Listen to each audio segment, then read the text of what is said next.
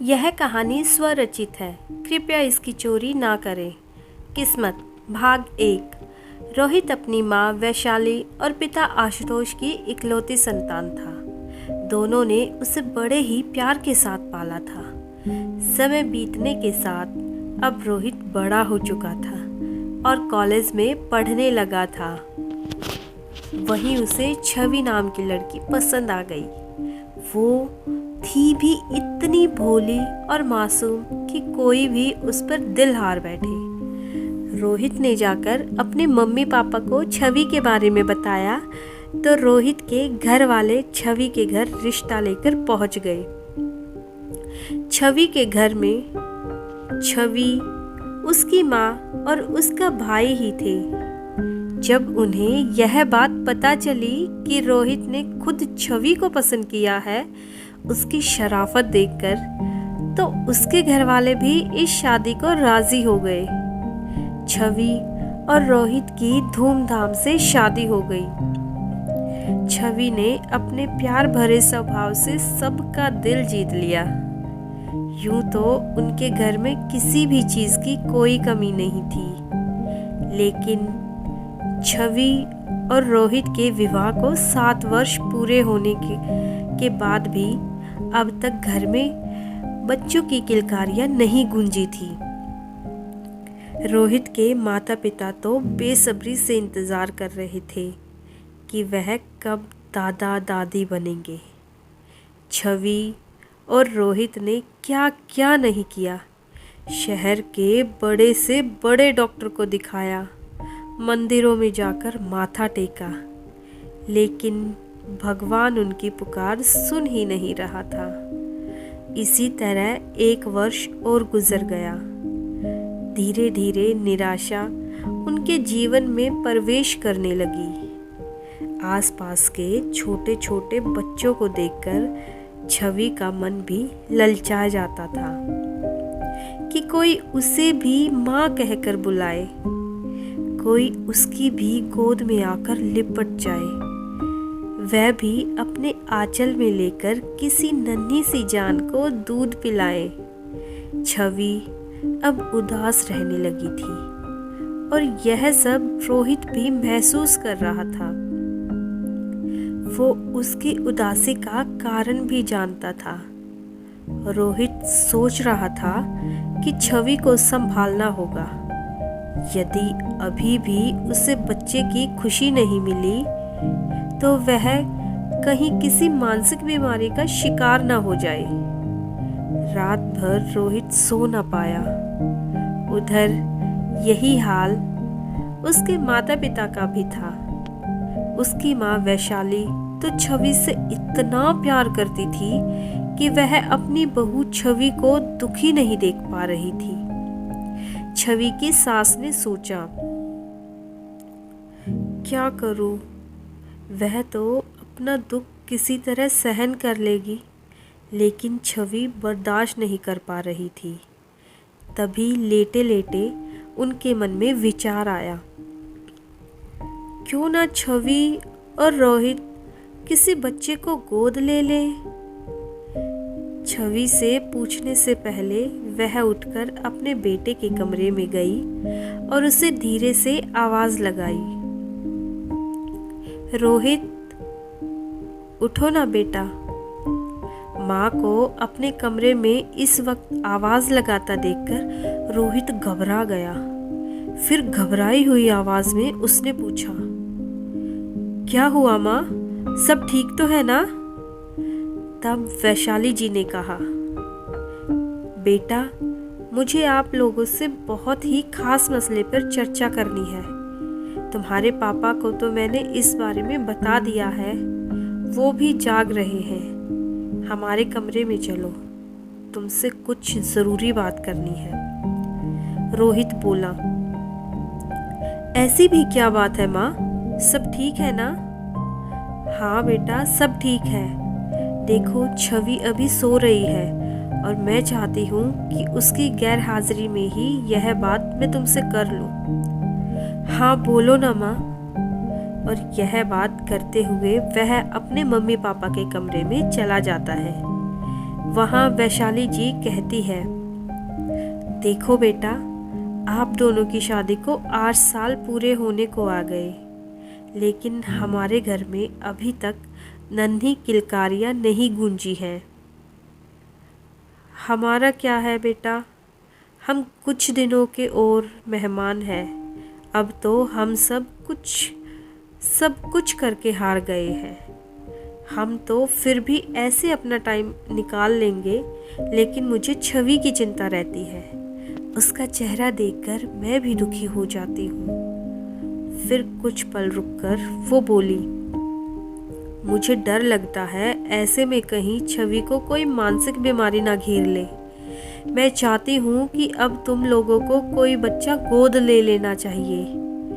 यदि तुम्हें इस बात से कोई ऐतराज़ ना हो तो मैं छवि से भी बात कर सकती हूँ। तभी आशुतोष जी ने पूछा, क्या अब कोई उम्मीद बाकी नहीं रोहित बेटा? नहीं बाबूजी, आपको क्या लगता है 8 साल का लंबा समय बीत गया, क्या अब भी आपको उम्मीद लगती है? अब तक यदि होना होता तो हो जाता। माँ ठीक कह रही है, अब और ज़्यादा समय राह देखना मुझे ठीक नहीं लगता। वैशाली जी बोली, मुझे तो इसमें कोई ऐतराज़ नहीं है बेटा, बल्कि अच्छा ही है। वैसे भी हमारे देश में कितने ऐसे बच्चे हैं जो बेचारे अनाथ आश्रम में रहते हैं, जिनके माँ बाप या तो उन्हें छोड़ देते हैं या बेचारे खुद ही दुनिया छोड़ जाते हैं। ऐसे बच्चों में से किसी एक को भी हमारा प्यार, हमारा साथ मिलता है तो हमारे लिए यह बहुत ही खुशी की बात है। क्या कहते हैं आप आशुतोष जी? वैसे तो मुझे भी कोई ऐतराज़ नहीं है। मैं तो सिर्फ यह पूछ रहा था कि क्या अब कोई उम्मीद की गुंजाइश नहीं? छोड़ो जी, माना यदि बाद में हमारे घर भगवान बच्चा दे भी देते हैं तो भी क्या हुआ, हमारे 2 बच्चे हो जाएंगे। अब जब मन में आ ही गया तो इस नेक काम में हमें देरी नहीं करनी चाहिए। अपने माता पिता की सहमति मिलते ही रोहित ने कहा, तो ठीक है माँ, मैं कल ही छवि से बात कर लेता हूँ। तो वैशाली जी ने उसे बीच में ही टोकते हुए कहा, नहीं बेटा, छवि से मैं बात करूँगी। पर क्या छवि मान जाएगी? हाँ माँ, लगता तो है, बाकी सुबह पता चल जाएगा। चलो अब मैं जाता हूँ, आप लोग भी सो जाइए, रात भी काफ़ी हो गई है। वैशाली जी छवि से बहुत प्यार करती थी। बच्चों के ना होने की बात पर भी कभी भी उन्होंने उसे एक भी अपशब्द नहीं कहा था। वो समझती थी इसमें हमारे दोनों बच्चों की कोई गलती नहीं, यह सब भाग्य का खेल है। वो हर काम में छवि की मदद भी करती थी। अगले दिन रविवार था। छवि ने सुबह सब के लिए नाश्ता तैयार किया।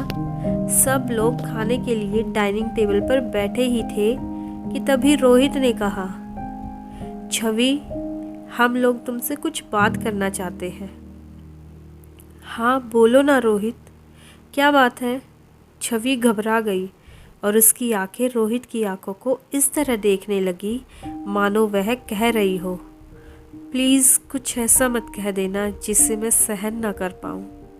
फिर अगले ही पल उसने सोचा, तीनों बात करना चाहते हैं, कहीं बच्चे को लेकर या फिर रोहित की दूसरी शादी। कुछ ही पलों में कितना कुछ सोच लिया था छवि के दिमाग ने। नहीं नहीं, यहाँ तो सभी मुझे कितना प्यार करते हैं। तभी रोहित ने कहा, छवि कहाँ खो गई? छवि चौंक गई। नहीं कुछ नहीं, आप कहिए ना, क्या कह रहे थे?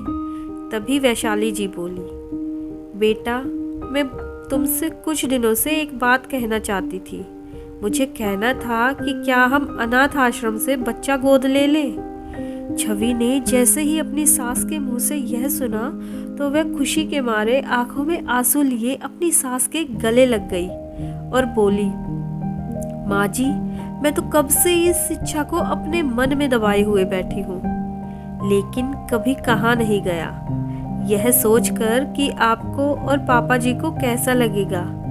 वैशाली जी ने कहा, छवि बेटा, यह तो बहुत ही अच्छा निर्णय है। हम दोनों तो कब के तैयार हैं। रात को हमने आपस में बात करके रोहित से भी पूछ लिया था, लेकिन इस पर आखिर मोहर तो तुम्हें ही लगानी है ना बेटा। तुम यदि ठीक समझती हो और यदि तुम यह कर सकती हो तो हम आगे बढ़ सकते हैं। हाँ माँ, मैं क्यों नहीं कर सकती। बेटा, यह एक कठिन तपस्या है। उसके बाद यदि तुम्हारी गोद भर भी जाए तो उस बच्चे के साथ कभी भी अन्याय नहीं होना चाहिए। हाँ माँ, मैं उसे बहुत प्यार दूंगी, उसी तरह जैसे मानो मैंने ही उसे जन्म दिया हो। बस बेटा, हम सब तुम्हारे मुंह से यही सुनना चाहते थे। छवि की प्यासी आंखों में आंसू छलक आए और उसे देखकर सभी भावुक हो गए।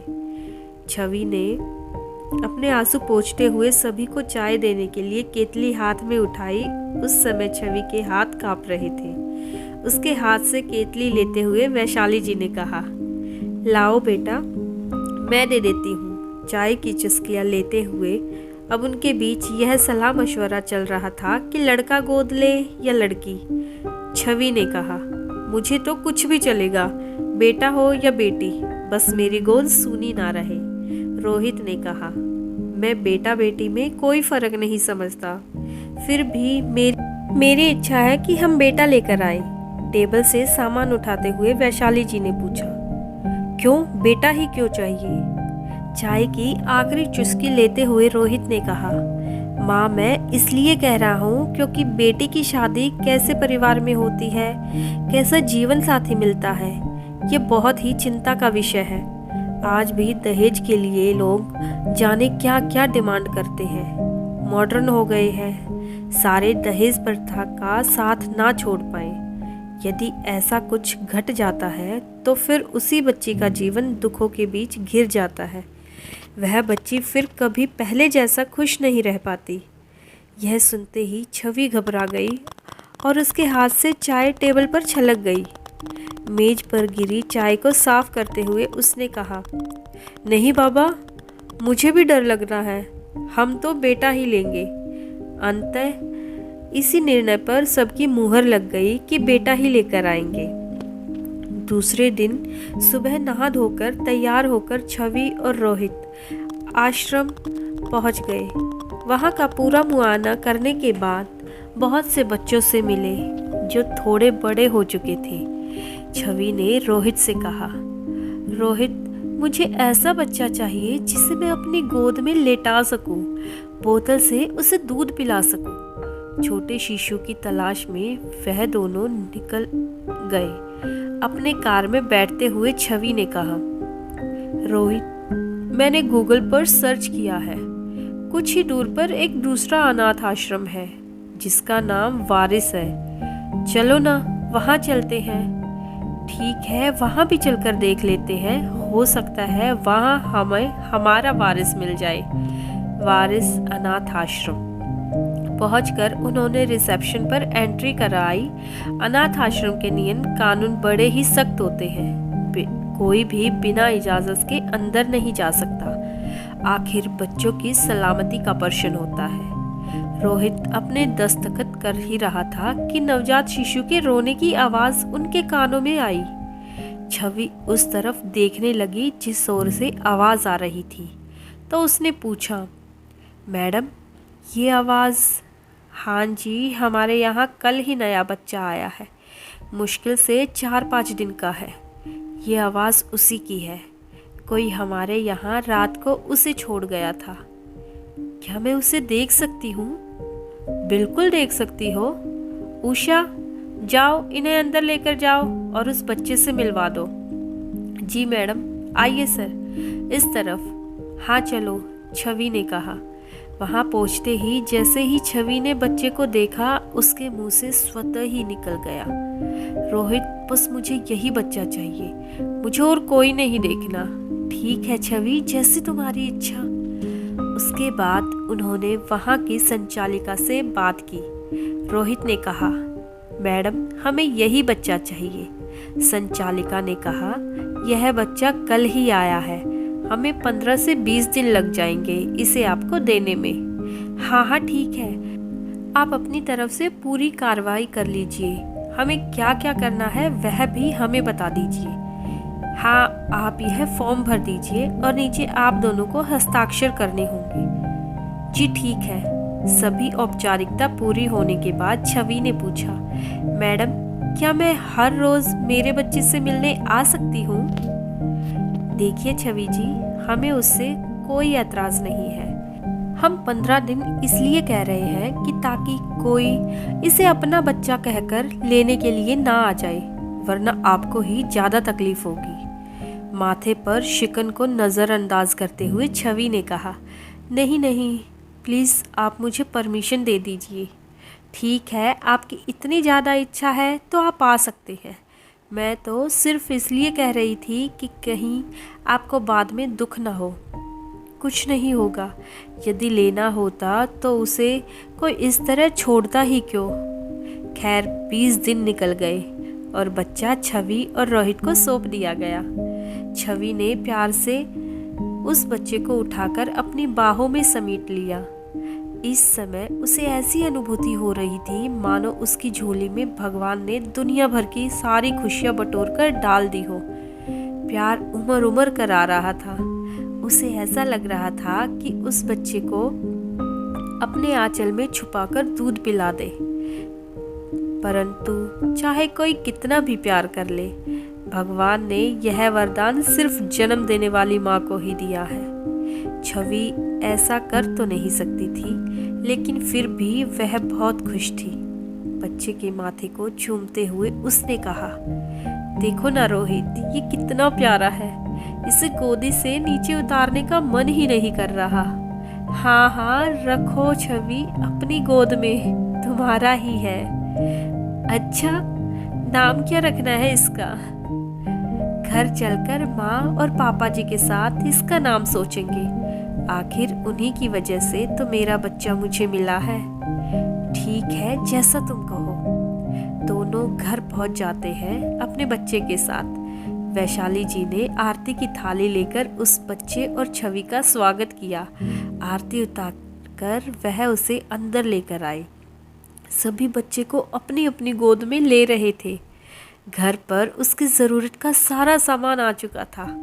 छवि को वैशाली जी ने हिदायत देते हुए कहा, अब हमें इस बच्चे का बहुत ख्याल रखना है, उसे कभी किसी भी चीज़ की कमी नहीं होने देना। जी माँ जी, और आपका दिल से शुक्रिया। आखिर आपकी वजह से ही मेरी गोद में आया है ये। सभी परिवार में बहुत खुश थे। घर में उसके आने की खुशी में बड़ा सा आयोजन भी रखा गया, जिसमें सभी रिश्तेदारों और दोस्तों को बुलाया गया। आज उसका नामकरण संस्कार था। सब ने मिलकर उसका नाम रखा, अवी। धीरे धीरे समय की रफ्तार के साथ साथ अवी भी 1 वर्ष का होने वाला था। तभी एक दिन छवि की तबीयत ज़्यादा खराब हो गई। रोहित उसे डॉक्टर को दिखाने लेकर गया। डॉक्टर ने छवि को देखने के बाद कहा, बहुत ही आश्चर्य की बात है, वह मन ही मन स्वयं ही बुदबुदा रहे थे। शायद उन्हें खुद पर विश्वास नहीं हो रहा था। उन्होंने बाजू के कैबिन से अपनी पत्नी, जो कि एक स्त्री रोग विशेषज्ञ थी, उन्हें बुलाया और धीरे धीरे उनसे कुछ कहने लगा। डॉक्टर ने तुरंत ही छवि को चेक किया। दरअसल वो रोहित की फैमिली डॉक्टर थी। चेक करने के बाद डॉक्टर ने राहत भरी सांस लेते हुए छवि से कहा, बाहर आ जाइए। उसके बाद फिर डॉक्टर ने रोहित और छवि को कहा, आप दोनों के लिए एक बहुत ही बड़ी खुशखबरी है। क्या हुआ डॉक्टर? रोहित और छवि ने जो सपने में भी सोचना बंद कर दिया था ऐसी खबर, डॉक्टर ने उन्हें सुनाते हुए कहा, आप दोनों अपना दिल थाम कर सुनिए, छवि माँ बनने वाली है। यह चमत्कार कैसे हो गया भगवान ही जाने। पिछले 8 साल में अब तक तो कोई उम्मीद नहीं बची थी। उस समय छवि और रोहित इस खबर को सुनकर खुश होने से ज्यादा आश्चर्यचकित हो रहे थे। उन्हें समझ ही नहीं आ रहा था कि कैसे रिएक्ट करे कि तभी डॉक्टर ने उनके हाथों में मिठाई का डब्बा देख लिया और मुस्कुराते हुए कहा, छवि, क्या बात है? मिठाई? क्या पहले से ही तुम ये सब जानती थी? नहीं डॉक्टर, यह मिठाई तो मेरे बेटे के घर आने की खुशी में है। क्या? बेटे की? कौन सा बेटा? अपने मोबाइल में अवी की तस्वीर दिखाते हुए उसने कहा, यह देखिए डॉक्टर, हमने इसे अनाथ आश्रम से गोद लिया है और देखिए ना, इसे आए हुए अभी 1 साल भी पूरा नहीं हुआ है और इसके ऐसे शुभ कदम हमारे घर में पड़े कि मैं माँ बनने वाली हूँ। यह तो बड़ी खुशी की बात है। छवि, तुम दोनों ने बहुत ही नेक काम किया है। शायद इसलिए भगवान ने तुम्हारी झोली में एक और संतान दे दी। उसके बाद डॉक्टर ने कुछ दवाइयाँ और बहुत सारी हिदायतें देकर उन्हें कहा, ऑल द बेस्ट छवि, अपना ख्याल रखना। डॉक्टर, सब ठीक तो है ना? रोहित ने प्रश्न किया। फिलहाल तो सब ठीक लग रहा है, पर हर महीने चेकअप के लिए आते रहना होगा। ठीक है डॉक्टर, थैंक यू। कहते हुए रोहित ने छवि के हाथ से मिठाई का डब्बा लेकर डॉक्टर को दे दिया और कहा, यह हमारे बड़े बेटे के घर आने की खुशी में है डॉक्टर। बाहर निकलते समय छवि और रोहित बहुत खुश थे। उन्होंने एक दूसरे को देखा पर बोले कुछ भी ना। क्या छवि और रोहित की जिंदगी में उनका खुद का बच्चा आ जाने से उनका अवी के लिए प्यार बदल जाएगा? क्या होने वाला है कहानी में, देखेंगे अगले भाग में। तब तक आप वीडियो को लाइक, शेयर और चैनल को सब्सक्राइब कीजिए। Thanks for watching.